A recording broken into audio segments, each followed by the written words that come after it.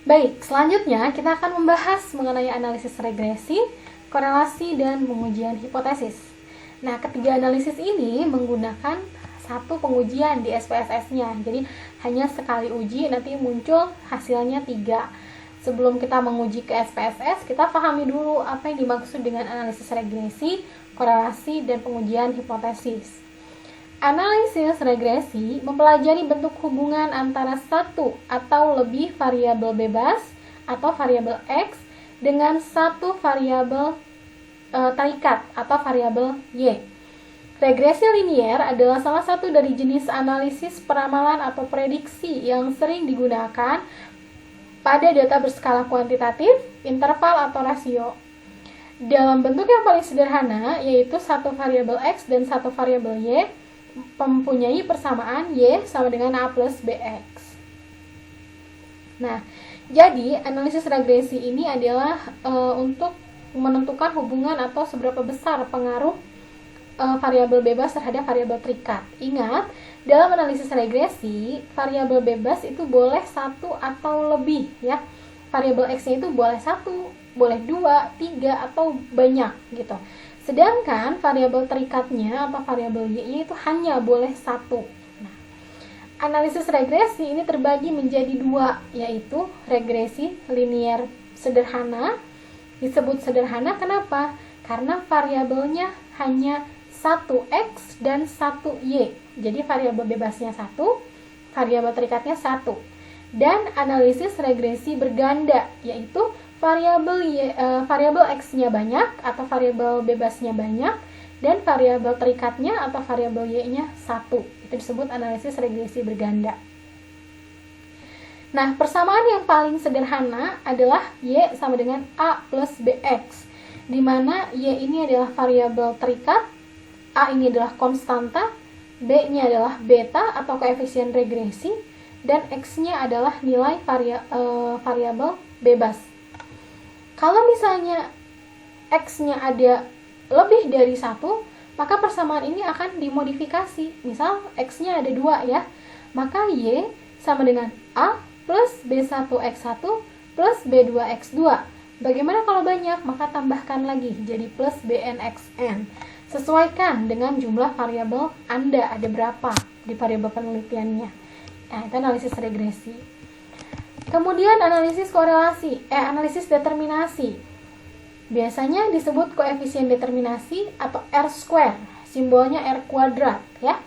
Bermakna sebagai sumbangan pengaruh yang diberikan variabel bebas terhadap variabel terikat, atau dengan kata lain, R² itu memprediksi seberapa besar kontribusi yang diberikan variabel X secara simultan bersama-sama terhadap variabel Y. Nah, analisis determinasi ini digunakan untuk mengetahui berapa sih pengaruh si variabel X secara bareng-bareng atau simultan terhadap Y, gitu. Berapa pengaruhnya variabel bebas terhadap variabel terikat. Itu namanya analisis determinasi. Selanjutnya adalah uji hipotesis. Nah, sebelum kita masuk ke langkah pengujian hipotesis, kita harus ingat dulu bahwa hipotesis ini ada 2 jenis ya. Ada hipotesis parsial. Kalau hipotesis parsial itu hipotesisnya masing-masing per variabel, dan ada hipotesis simultan. Kalau simultan itu bareng-bareng. Ingat aja, parsial itu part, bagi bagian per bagian. Kita lihat nih model penelitiannya. Kita akan meneliti berapa pengaruh likuiditas, profitabilitas, dan nilai perusahaan.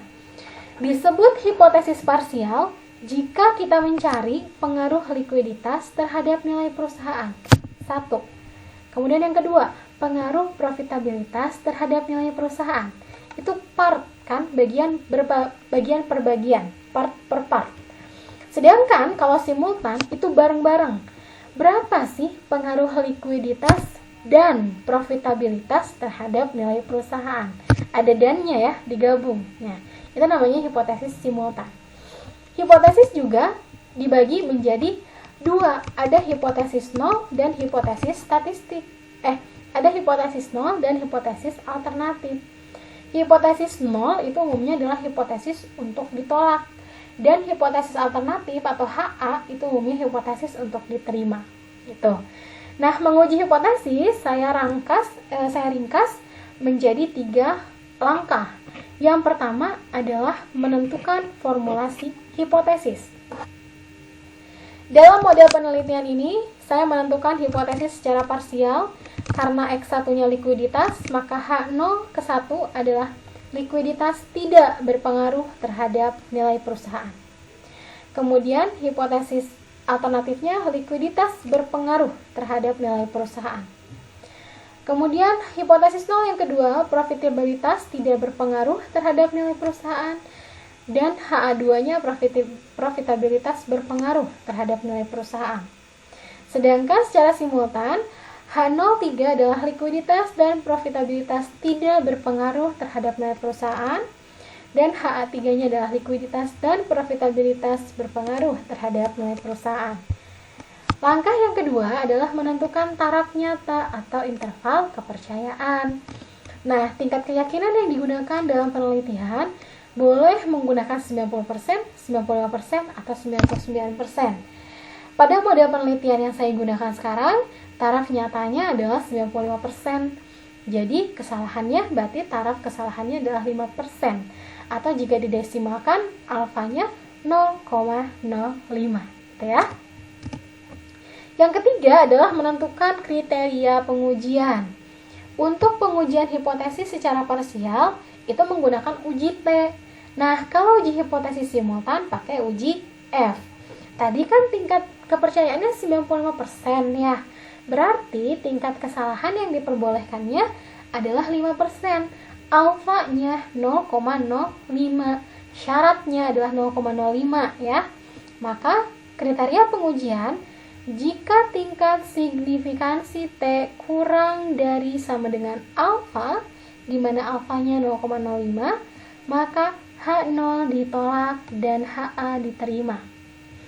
Kalau misalnya signifikansi T-nya lebih dari alfa, di mana alfanya 0,05, maka H0 tidak ditolak dan HA tidak diterima. Ya. Bagaimana secara simultan? Itu hampir sama ya. Hanya ini signifikansinya pakai signifikansi F.